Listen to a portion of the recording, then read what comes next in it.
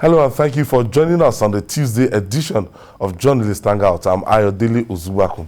Today on the program, federal government bows to pressure to suspend planned fuel subsidy removal as Labour suspend strike. And later on the show, APC PDP set for governorship primary elections in Ekiti State. I'll be hanging out with Babajide Kolade Otitoju and Dari Odufawoko. So if you're ready, let the hangout start now.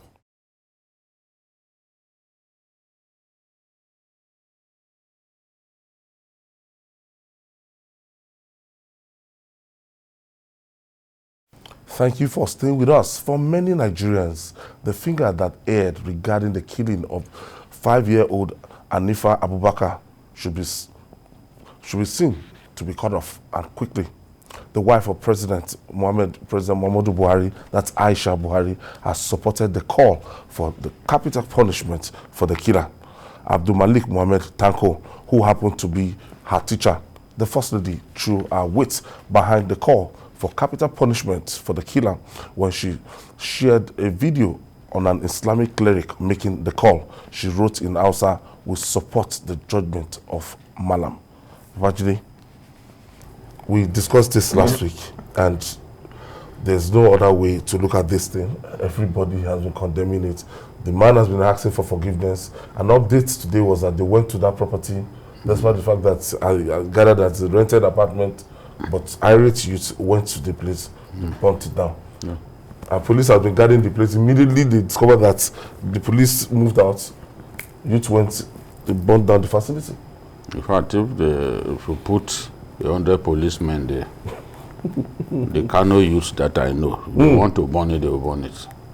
Because the sheer number of angry people that will storm the place, only tremendous massacre can stop them from achieving their aims. Shebi, the prison was guided when they went to bring out Akaluka and beheaded him. Yes. On December 26, 1994, and I broke the story back then. The prison, they stormed the prison, went into his cell. It went into his cell, brought him out for blasphemy. You know? So, in this case, the people are very angry, very, very angry. You know, the sight of that girl, very beautiful, you know, full of life. All her pictures, you see her, full of life. And then somebody will just kill this kind of girl. And after you killed her, you went to the home to shed crocodile tears. After you killed her, a long time after you killed her, you continued to demand for ransom. And you buried her in the premises of the school. So what kind of human being? He does not deserve to live. And I'm happy about what the governor of Kano said, because I've accused these governors of cowardice. They take the death warrant before you to sign. Some of those cases lasted up to 10 years, 15 years. Oh, sir. And you can't sign. This one. You have no courage to sign. But you have courage to harass your political opponents. So now the governor said, look, this one, he will not waste a second. And now we encourage Governor Ganduje, not just Abubakar, this killer's case, other people that have been sentenced to death and their sentences approved by the final court of the land, go ahead and sign. Don't just sign in the case of this fellow alone. People are angry, and I want the case to be expeditiously tried. Because people can't wait. They can't wait. In the other part of the country, or in the country, anything like this is what leads to like jungle justice. As if some people will look at the process of handing over to the police, going through the court system, despite the fact that yes, you get justice there, and that's the best thing to do. Some people will just take laws into their hand and everything. But people are very pained because of this man. Some just wish him dead. If I would have openly said, if this had happened in another state I won't mention, that man won't get to the police station. The moment it was discovered, because if you look at the way this happened, when it was discovered that he actually killed and buried the child, he won't get to the police station. Then if that had happened, he will have been, burnt to death or something. Then we will start crying jungle justice. In this case, can we really look at ourselves in the eye and say it is wrong to have killed such a person? The answer is no. And you look at the situation, after the First Lady made that statement on Andu, I've gone to social media, expectedly, I actually went searching. I've seen dissenting opinions. And I say, sometimes we get too moral for our own goodness. People are saying, don't forget the International Charter on anti-capital punishment. No. And I ask, we have not signed up. Should we have not signed? Capital punishment is still very much legal and constitutional in Nigeria. Like the maestro said, it is the governors who, out of their own, I don't want to use the word he has been using, have decided that they will spare killers. Even if you want to be a governor that will be cautious in signing this, there are some cases that you should not look at twice. Yes. This is one of such. This one, for example. The killer of Anifa has shown that if he has the opportunity, he will kill 200 more without. He will kill this the is parents. A child you see every day. A child depends pay you school fees to take care of. A child who knows you and you are aware she knows you. That man lacks conscience. And after collecting part payment, you kill her with rat poison, for God's sake. This man also have children. He's married. He has his own children. Mentally deranged people on the prowl in Nigeria is what it's is it really deranged? This one was not deranged. It's not really deranged. It's gritty, it's callous. There is no lawyer, no Ogbologbo son can save this guy. There is no record of mental derangement. There's no sign of being maladjusted. He said he wanted to pay rent. For the building. So he knew what he was doing. He was desperate to pay the landlord. And you thought it was by taking a life. Maybe he would not have killed this girl, but the girl recognized. You can't be the head of a school. And the smallest person in the class will know you. The smallest person in the school will know you. But sir, I would agree that you already know this girl will know him. You already know the girl will know him. And he went ahead and kidnapped her. So he had the intention of killing her ab initio. I don't think that I wanted to kill him in the beginning. Because from his story, when he was taking her home, the girl said, drop me at home now. He now said, no, I'm taking you to your uncle's house. So the girl trusted him. I followed. You know? 5 years. Yes, the girl trusted him. Now, I think there was something the girl said that proved to him that, this girl will talk. Because he said it was at that point that he made up his mind. Since the girl knew him, that he made up his mind to get rat poison and take her. But he could have made up his mind to free her. No, he wanted that money.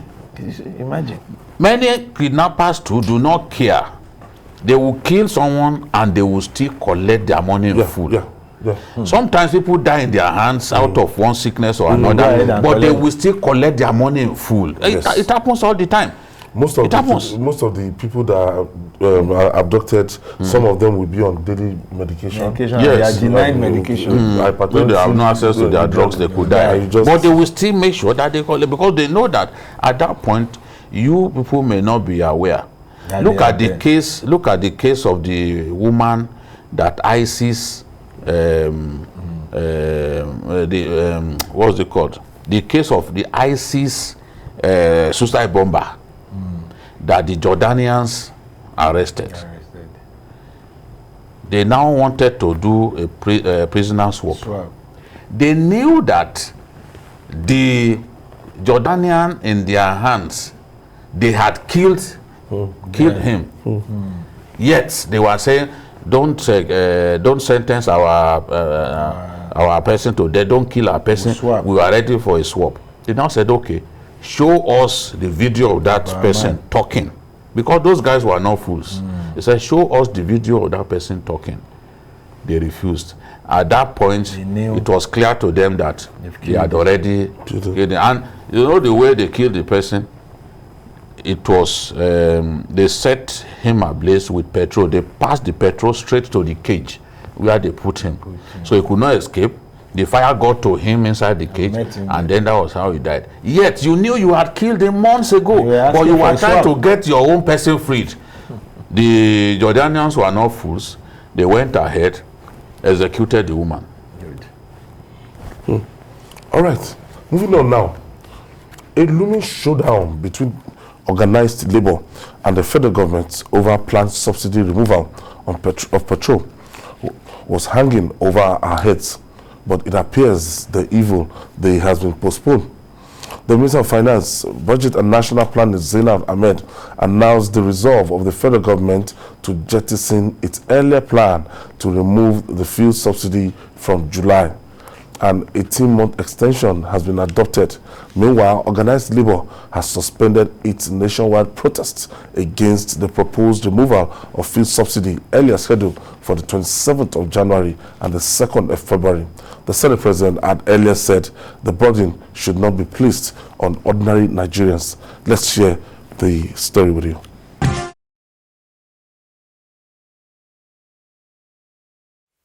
I will not speculate. What I'm telling you is a burden, quite all right, and we have to work as an administration. We need to work hard to find a solution to it. We shouldn't push this burden to the ordinary man.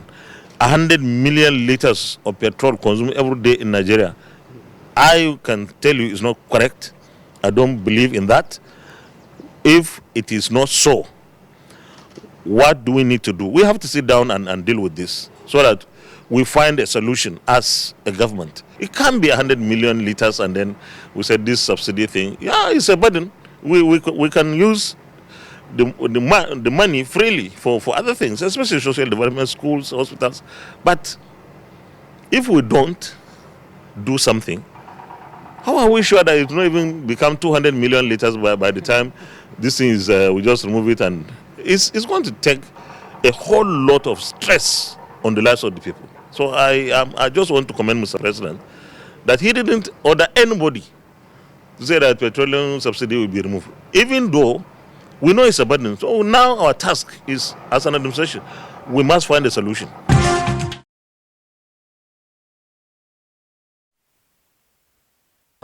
I love that soundbite from the Senate President. The Senate President was close to sounding like a wheeler.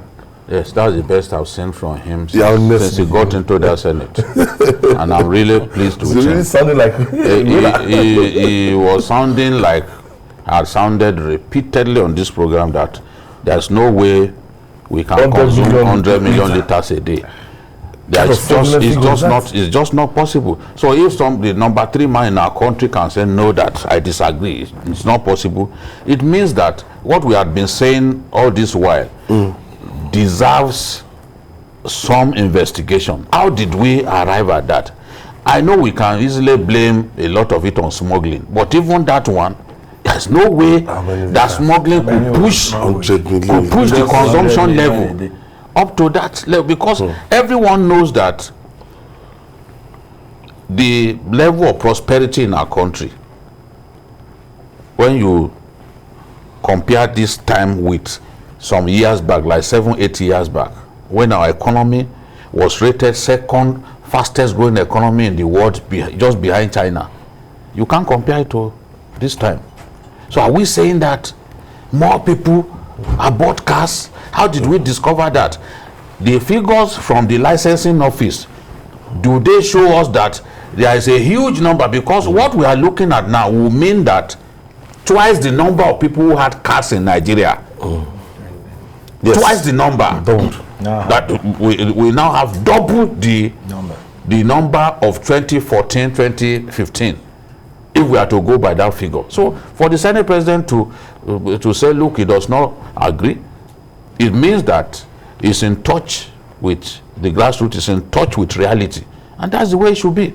And you know, what we spend on subsidy is very, very huge.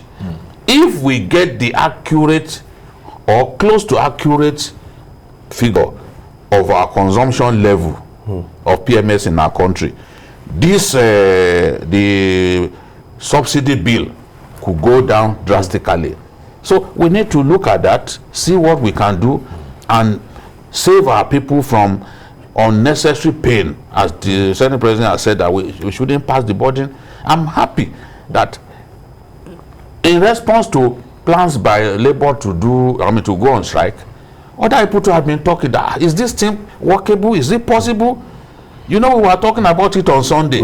No matter what, if you say, oh, people are stealing money through the subsidy regime, and because of that you want to stop them from continuing to loot, how about the ordinary man on the streets who could be forced to pay 400 naira a litre if subsidy is totally removed? So we have to think, we have to always look at the bigger picture. That is the thing. I supported removal of subsidy, no doubt about it. But even on second thought, I asked myself, how does the poor man, the ordinary man, get by? Look at how much it costs to move around in Lagos. It's actually expensive. Very, very. Commuting in Lagos is very expensive. Now, that is before the price of petrol is doubled, though, because this one will double the price. At the rate we are going, it will double the price. The higher the price in the international market, the higher the landing cost here. So something must give, and I'm happy now that, that we are saying, okay, even the PIA, because the PIA stipulates that all the entire oil sector must be deregulated. So if we wanted to remove oil subsidy because it is a precondition for PIA to take off, then what do? Government has said, okay, we are even suspending the implementation of PIA by 18 months. So people would then argue that, okay, we told you that they are just waiting for the 2023 election to be. Yes, no, that's what people have been saying. But why is it on the ballot? It's not going to be on the ballot. His party will be on the ballot. Okay. Yes. APC will be on the ballot. You see, let me quickly start from the fact that I, just like many other Nigerians, supported the call for subsidy removal years back. But I will remind you that some of us supported it on the strength that people are giving us alternatives. Another set of possible leaders, would-be leaders of the country, are saying it is doable. It can be done. We can do away with subsidy. However, my joy in all this is that finally we're having a clear picture of what is happening with subsidy. For years, 4 years at least, plus whatever has been spent in this new regime, we didn't really know the true state of subsidy. Whether it had been removed, whether it was still being paid. It was never removed. It was shrouded in some sort of secrecy. It was never all along. Now we know. It's gone under recovery. Now we know that it was never removed. It was never for one day removed. Meaning that those who said it was possible actually didn't find it possible when they got into office. Yes. My own concern is now you are telling us the truth that it is difficult to do. The implication is on the average Nigerian. Remove subsidy, Nigerians will pay more. And you know my worry, it may not even solve the problem of theft in the oil industry. And if that happens, we will be the fall guys. Nigerians will be the fall guys. We'll be back to square one. Therefore, what are we canvass for? It is good that Labour came out strongly this time. And what did we have in return? Government is suspending by 18 months. I am not going to be the mouthpiece on what people are saying, but the time limit, the coincidence with the 2023 presidential election is not making the suspension something people are clapping for. Nigerians are afraid that we have only postponed the evil days. That's it is now the main issue. The issue of whether you will remove it or not is now secondary. Nigerians are worried that why is it that we cannot confront issues headlong and solve it? Why are we always postponing after the 2023 election? What happens next? I have Barnabas calling from Ikorodu in Lagos State. Thank you for joining us, Barnabas. Good evening. Good evening. Yes. Good evening, journalist Hangout. Good evening, Barnabas. Good evening, sir. I greet your Barnabas. Welcome, sir. Thanks. We thank God for your life, sir. Oh, thank you. Thank you for the information that we are getting from you. God bless you. My 8-year-old son, each time he hears your voice, he mentions the name. We are very happy. He will become a journalist too one day. My contribution is this, like what the gentleman by your other side said. What APC did, what they are doing, rather the government, is just to postpone the doomsday. At the end of the day, they will still remove subsidy. What they are doing is, as soon as we are out of the circle, once they will do the election, the emerges, subsidy will definitely go. And like the 18 months they said, if you look at it, they are just looking at when Dangote refinery will take off. That's why they said it will end in June. Then Dangote refinery, they said it will take off by third quarter, which starts from July. But at the end of the day, we'll still go back to what we are running away from. If you ask my opinion alone, I would suggest they take the big decision now. Before Thank you, Barnabas. Talking about taking the big decision now, Jide, even if a new administration comes there, and if they take this kind of decision, yes, the administration will become unpopular instantly. There's no how. But timing is always the issue. Anything. Yes. When Jonathan wanted to do it, at the time people had traveled home, you chose New Year. That was the wrong time to do such a thing. You chose New Year. Some of them were stuck in the village. But I must give it to President Muhammadu Buhari, because what he tried, what he did, from that 87 naira to 140 something naira, Jonathan couldn't have tried that. Yes. No administration have tried that, and he did it, and people did not take to the streets. So lucky as at that time.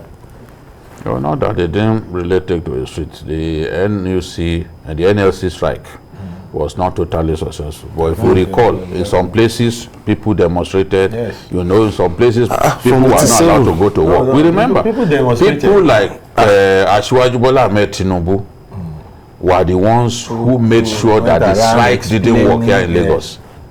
If not for the role that he played, reining in the, you know, if you want strike to succeed, work on the NURTW.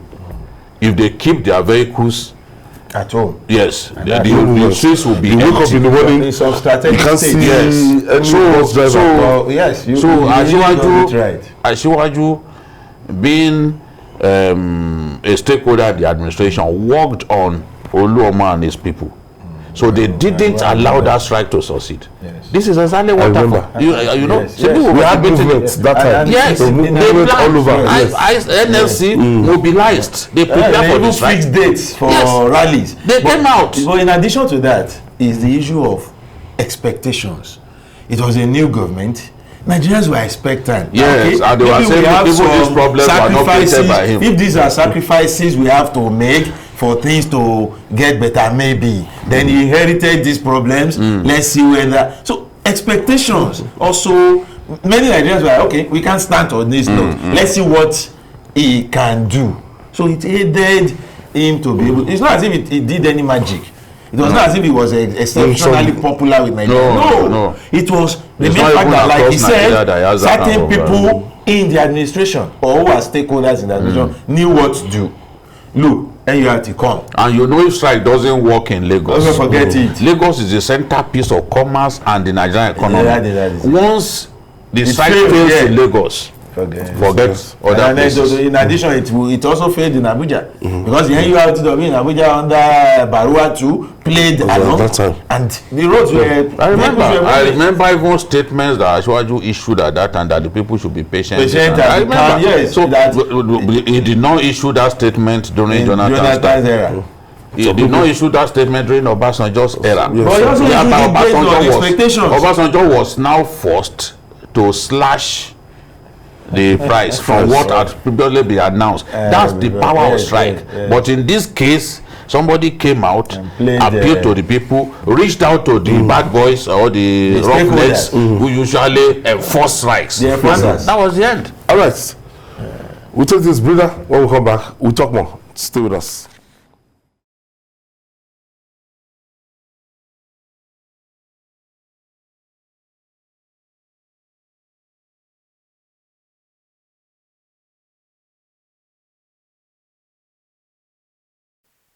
Thank you for staying with us. This is Journalist Hangouts. I still have Babajide Kolade Otitoju and Dari Odufowokon.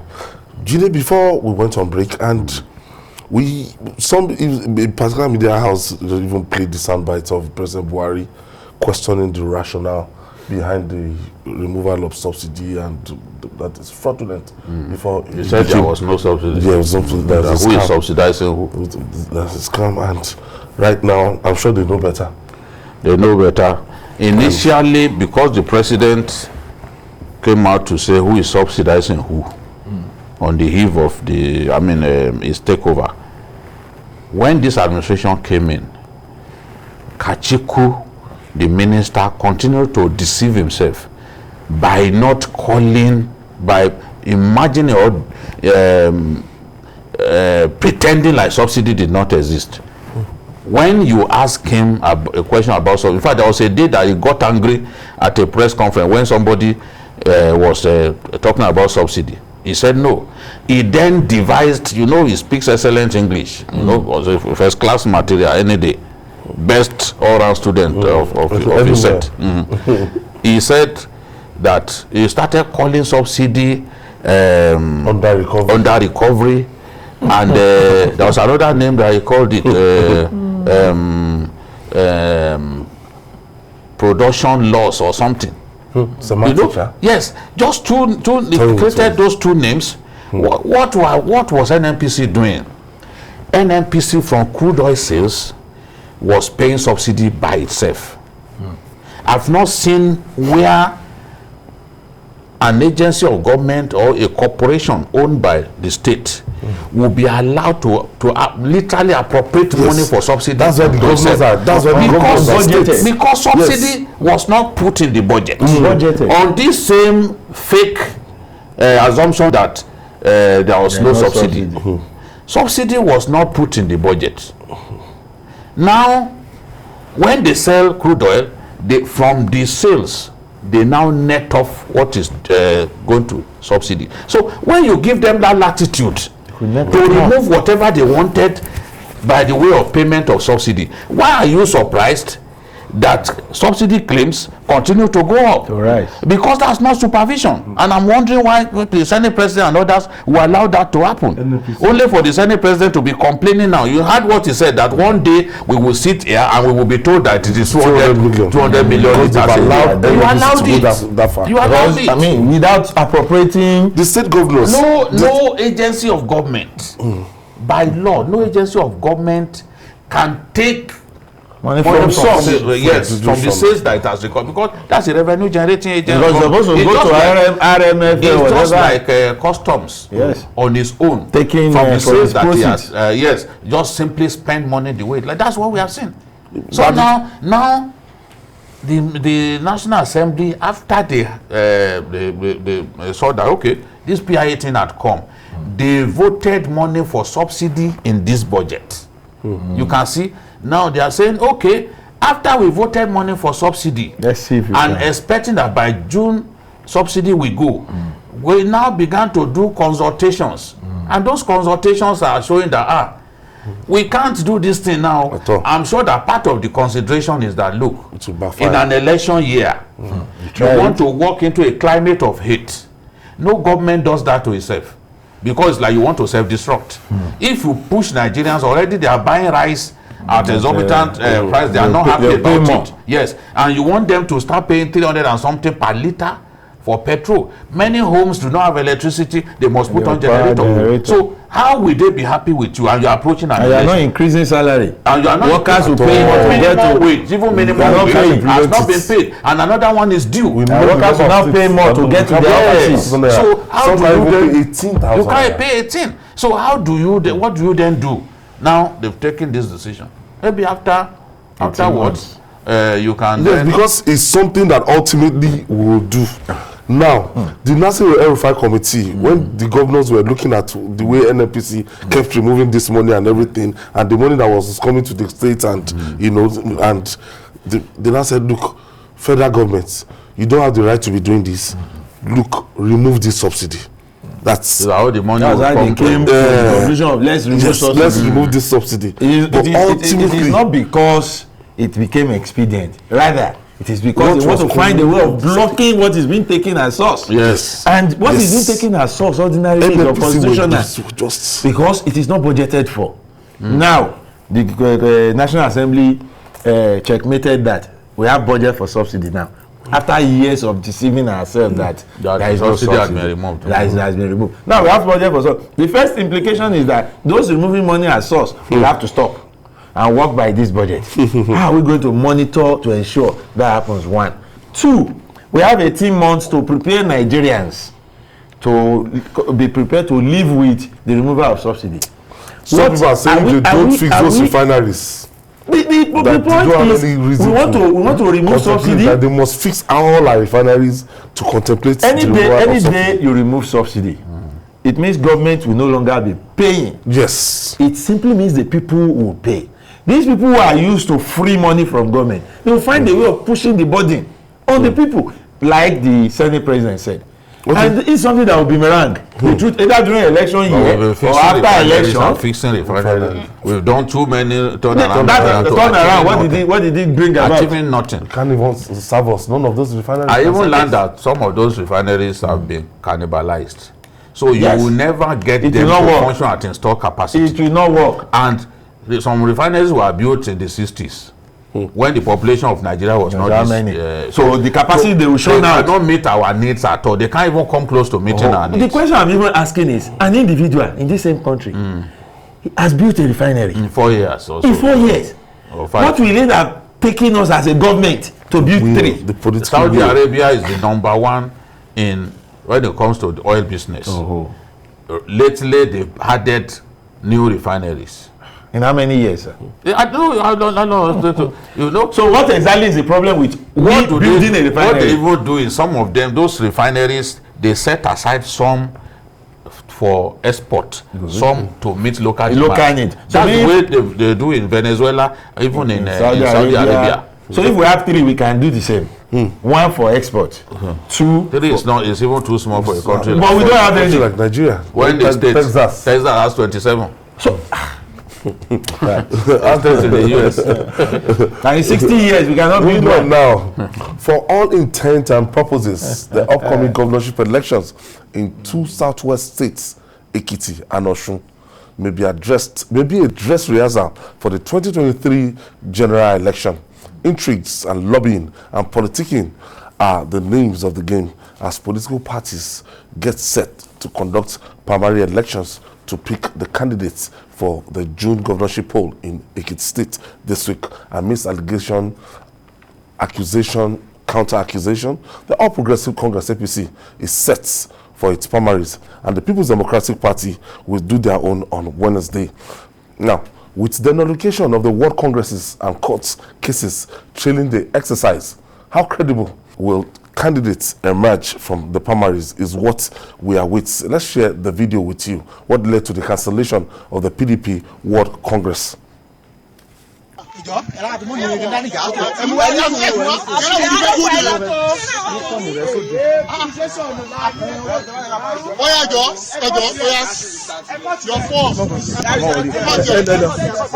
Delegate 1, orúkọ yín sà.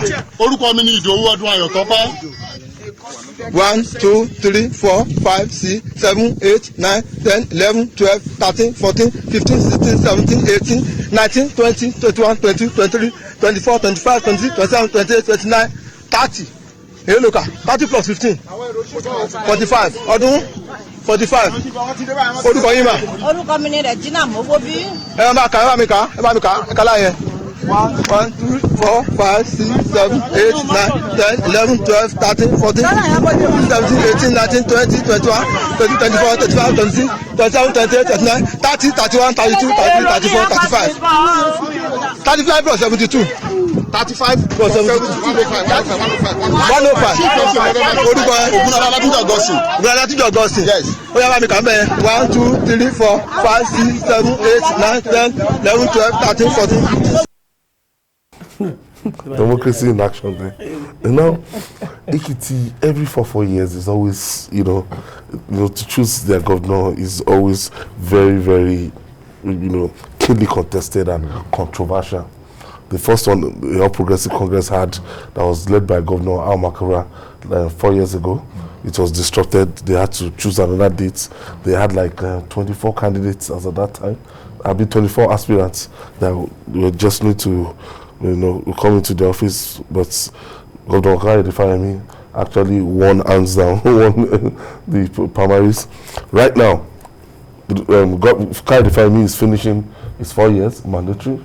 After, so we still have that same party. And not forgetting the People's Democratic Party. The man Segun Oni used to be the governor, and Governor Ayo Fayose is also a factor, and Senator Abiodun Olujimi is another power block within the People's Democratic Party. Right now, there's crisis in PDP, and as we spoke to our correspondent today, he's still not sure where the primaries will be held, as in two factions will actually hold the primary. And I told him that wherever Governor Udom Emmanuel attend, whichever Udom Emmanuel is attending tomorrow, that will be the one that might be recognized by the People's Democratic Party. Jide Ekiti again. Yeah, of course, the stakes are high, and there had been a lot of bickering between the Oshoko Political Assembly, that's what the Fayose group is called, and the PDP Reconciliation Group led by Olujimi, Senator Olujimi, and Segun Oni's campaign organization, SOCO. Those are the three main blocks. Yes, within the party. Now, the national leadership of the PDP decided that special delegates would not be allowed to vote in this election. That the special delegates, if they had been allowed, would have helped the Segun Oni Olujimi group, would have given them an edge. But without them now, only statutory and automatic delegates would be able to vote in the election, and that definitely will give Fayose's candidate, Kolawole, who used to be chairman of the party, an edge, because the ESCO from ward to state, they are, because he presided over them, the ESCO from ward to state, they are going to vote in the election. And they used to work together. In fact, they literally installed them at all levels. So they are going to get significant votes at that end. The reason the party decided to cancel it was part of what we showed you here. Because it was clear that the process was manipulated, and the way people were being counted, was wrong. So the rigging that took place and the videos that were released to the leadership of the party pushed them to take the decision to let particular exercise. Yes, yes, the Segun Oni and co will get some votes from statutory delegates, but the automatic delegates are more in number, significantly more in number, and there's no way that BC will not have an edge. Yes, in politics sometimes interesting things happen, but at least it looks like the Shoko family. Yes, that the Shoko family may prevail at the end of the day. And it's also a similar thing. In the case of the APC, there are 168,752 delegates. People eligible to vote. It's direct primaries, but this direct primary, only card-carrying members of the party validated by the party. You can be card-carrying after that and not be validated. So only those validated by the party can vote. and it's already known 168,752 people will vote. In the case of the PDP, 1,150 delegates will be automatic and statutory. Yes, so they will vote. Their own is by At what point in time did Governor Ayofayose stop backing his former deputy? What's his name? Professor Kolapo. I think it's in this race. It's in the race. It's in the race. So as one, you see, the PDP is so divided that 2 weeks. Yes, the election. 2 weeks ago or 3, when they held the reconciliation meeting, and they invited the media to report their newfound unity. We felt peace had returned to PDP. But the January 15, 16 World Congress showed that the animosity is deep-rooted. And it did not take long before the assumed peace collapsed. But there is something about the primary that is not as straight as we may look at it, and that has to do with who will be voting. With the cancellation of the Congress, Fayose's camp is in trouble because they won the Congress. What we are seeing are the videos they sent that were approved earlier. That okay, these are the delegates. What it means that the newly elected leaders at world level that should be voting now will not be voting. It is still at some advantage because even the previous one, where his people had been issue, but the party is yet to decide what happens between the old and the new. That's what they will be resolving today. So, but it is obvious that today, 24 hours to because the question has been on who will vote, old, what they call or new. New is what they disbanded with the cancellation of the Congress. So there is still a lot. The figure is out. This is the number of people who should be voting. But who is eligible now is an issue with the announcement by the national that they have cancelled that Congress. Talking about APC, the issue of validation is a problem, and I'll explain. During the validation exercise, the Senator, what's his name, led the Adeyeye group complained vigorously that they were shut out of the exercise by Governor Kayode Fayemi. They appealed. There is an appeal committee set up after the program. They appealed.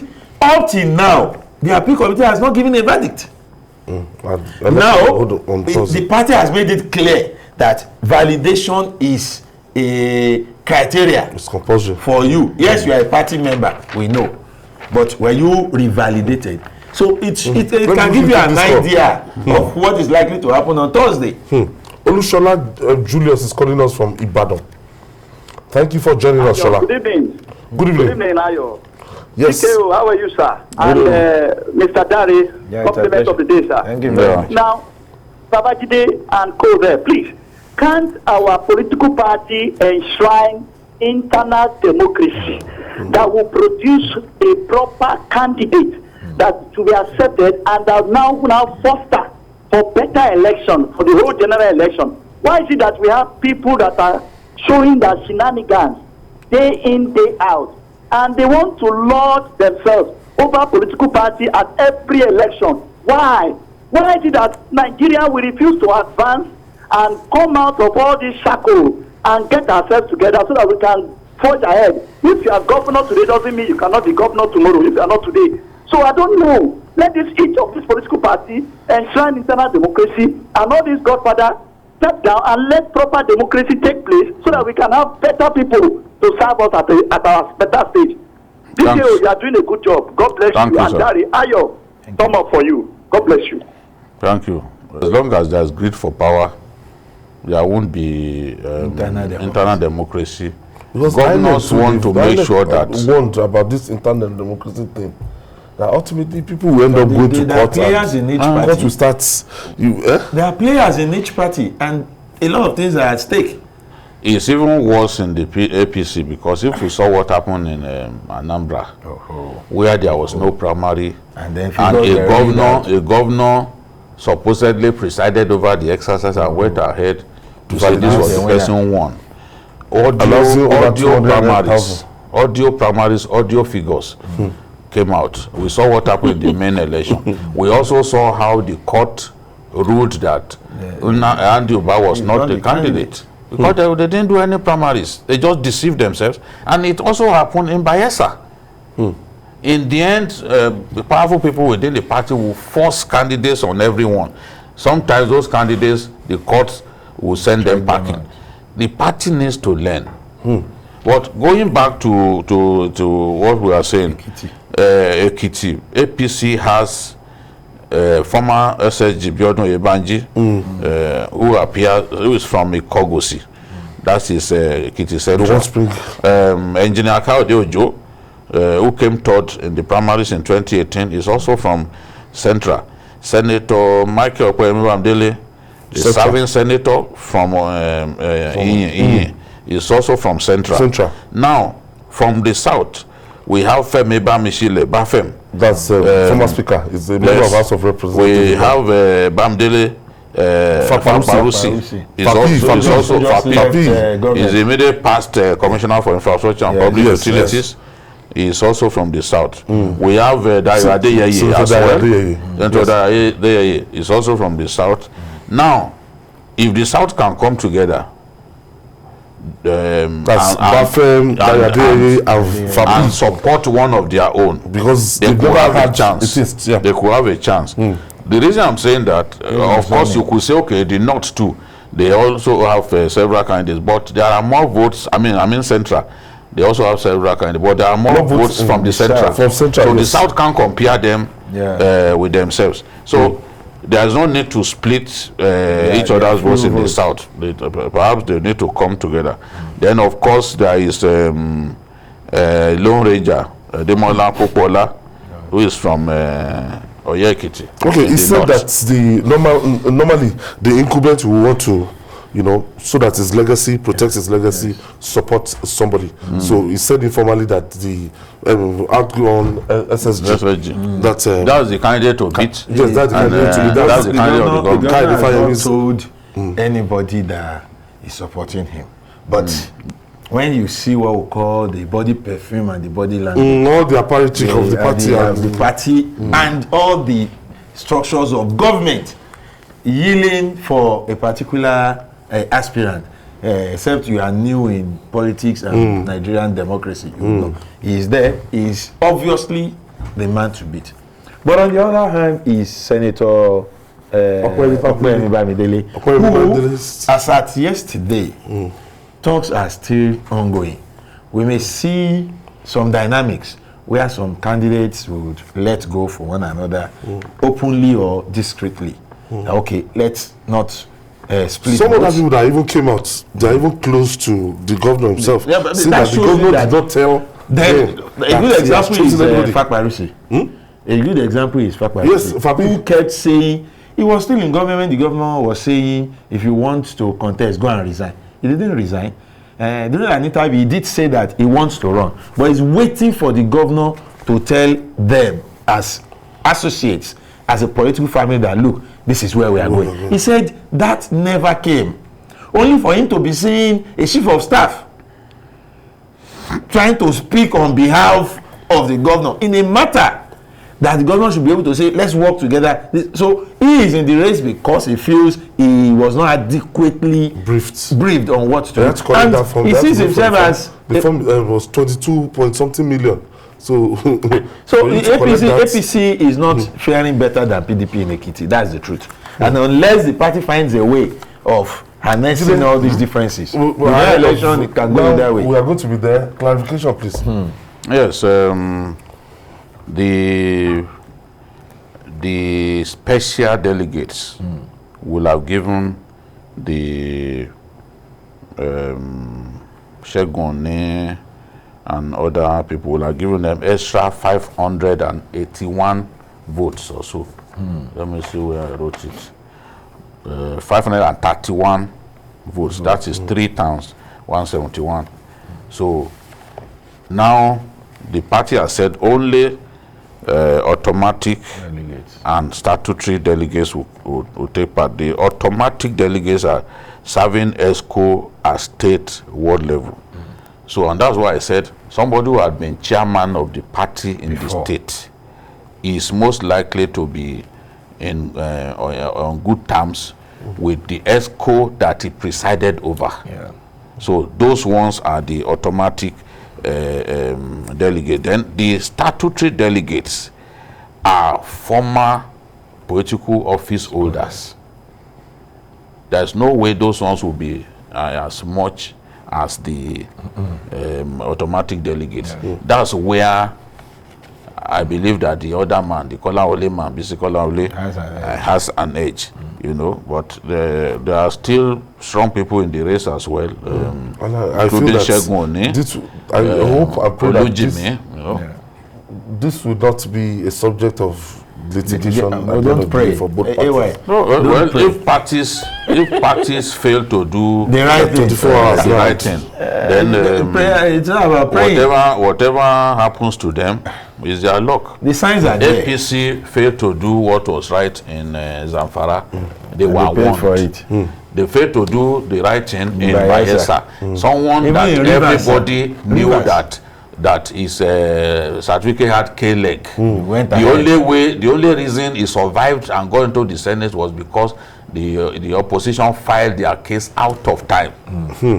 Yet you still went ahead. Yes, you still went ahead and you insisted he had to be the deputy. So at the end of the day, you have to affect David Lyon. Yes, you have to after the man win the election. I'm telling you.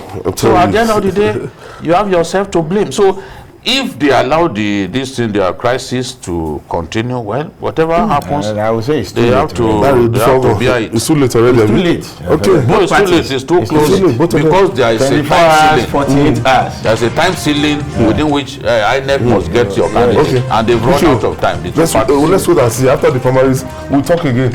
And that's our package today.